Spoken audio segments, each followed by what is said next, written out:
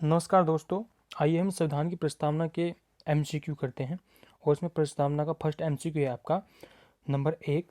संविधान के अंतर्गत भारतीय लोकतंत्र के आदर्शों को हम कहाँ देख सकते हैं? तो इसमें 4 ऑप्शन दिए हैं आपका।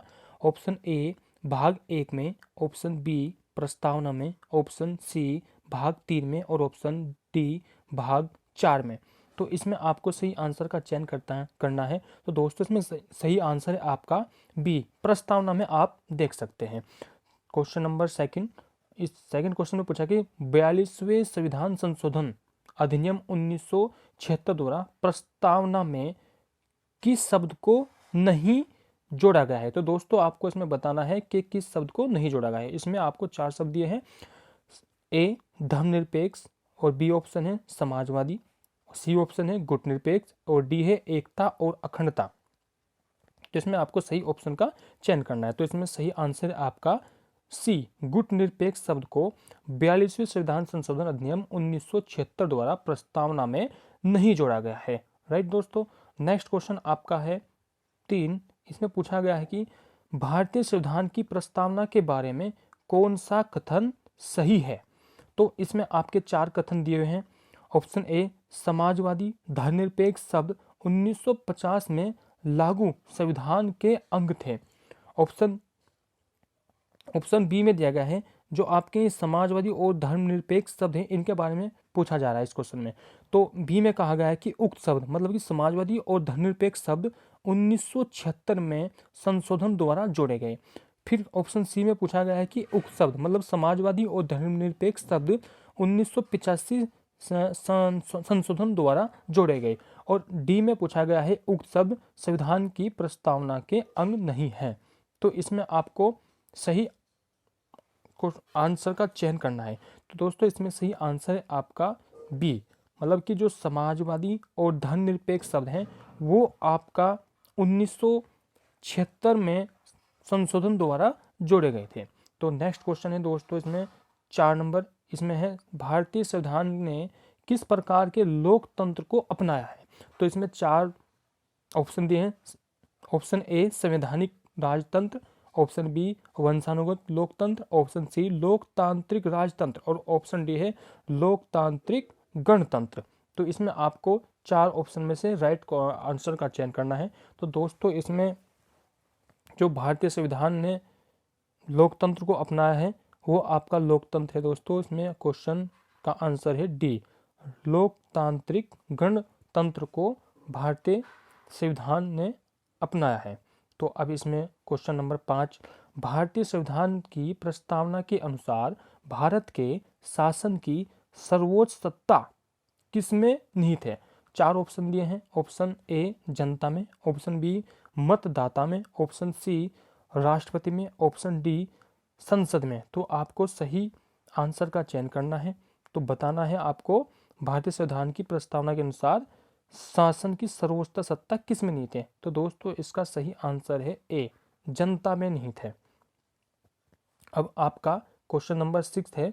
इसमें पूछा गया है कि भारतीय संविधान की प्रस्तावना में जिन आदर्श और उद्देश्यों की रूपरेखा दी गई है उनकी आगे व्याख्या की गई है। तो ऑप्शन ए में है मूल अधिकार के अध्याय में, ऑप्शन बी राज्य के नीति निर्देश सिद्धांत एवं मूल कर्तव्य में, ऑप्शन सी मूल अधिकार राज्य के नीति निर्देश तत्व निर्देशक और सिद्धांतों एवं मूल कर्तव्य में, ऑप्शन डी संविधान की पीठ में कहीं नहीं।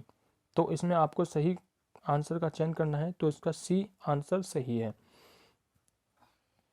क्वेश्चन नंबर 7, इसमें पूछा गया कि संविधान सभा में प्रस्तुत उद्देश्य प्रस्ताव में अभिव्यक्ति विचार को भारतीय संविधान के किस भाग में पूर्णतः शामिल किया गया है? इसमें 4 ऑप्शन दिए गए हैं आपके।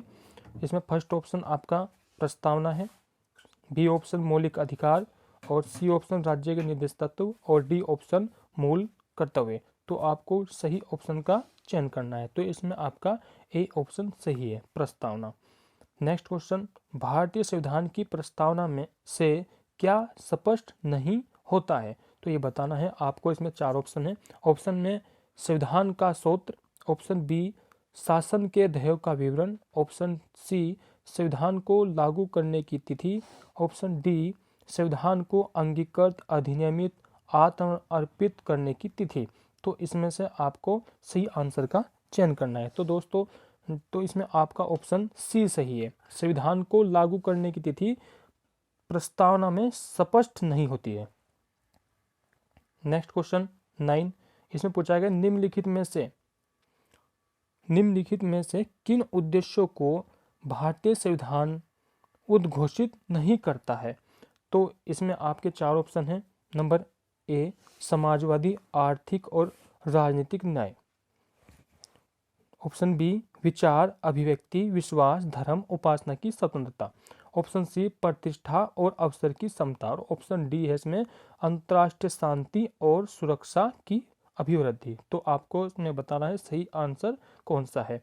तो इसमें दोस्तों सही है ऑप्शन डी, अंतर्राष्ट्रीय शांति और सुरक्षा की अभिवृद्धि आपके उद्देश्यों, मतलब कि जो प्रस्तावना है उसमें उद्घोषित नहीं करता है। तो इसमें आपका नेक्स्ट क्वेश्चन है 10, भारत की संप्रभुता किस में निहित है। तो इसमें आपको 4 ऑप्शन दिए हैं, भारतीय संसद में, राष्ट्रपति में, प्रधानमंत्री में और भारत की जनता में। इसमें आपका सही आंसर है भारत की जनता में। संप्रभुता का अर्थ होता है कि जो आत्मनिर्भर हो, किसी पे निर्भर ना हो। नेक्स्ट क्वेश्चन है आपका 11, भारतीय संविधान को संविधान सभा द्वारा अंगीकृत किया गया। तो इसमें 4 ऑप्शन हैं आपका ए, 26 नवंबर 1949 को। ऑप्शन बी, 15 अगस्त 1949 को। ऑप्शन सी, 2 अक्टूबर 1949 को। ऑप्शन डी, 15 नवंबर 1949 को। तो आपको इसमें सही आंसर का चयन करना है। एक बार क्वेश्चन और पढ़ लेते हैं। भारतीय संविधान को संविधान सभा द्वारा अंगीकृत किया गया। अंगीकृत कब किया गया, इसमें वो आपको डेट बतानी है। तो इसमें आपका ऑप्शन ए सही है, 26 नवंबर 1949 को भारतीय संविधान को संविधान सभा द्वारा अंगीकृत किया गया था। आपका नेक्स्ट क्वेश्चन, इसमें पूछा गया है भारत का संविधान पूर्ण रूप से तैयार कब हुआ था। तो इसमें आपको 4 डेट दे रखी हैं। तो इसमें फर्स्ट है 26 जनवरी 1950, बी 26 नवंबर 1949, सी 11 फरवरी 1948 और डी ऑप्शन है इनमें से कोई नहीं। तो आपको बतानी है भारत का संविधान पूर्ण रूप से कब तैयार हुआ था। तैयार होने के बारे में उसने पूछा है। तो भारत का जो संविधान है पूर्ण रूप से 26 नवंबर 1949 को तैयार हुआ था। तो दोस्तों ये प्रस्तावना पर MCQ थे। और नेक्स्ट लेक्चर जो हमारा आएगा उसमें हम टोटल राष्ट्रपति पर MCQ करेंगे। जितने MCQ राष्ट्रपति पर बन सकते हैं वो MCQ हम लेके आएंगे। थैंक यू दोस्तों।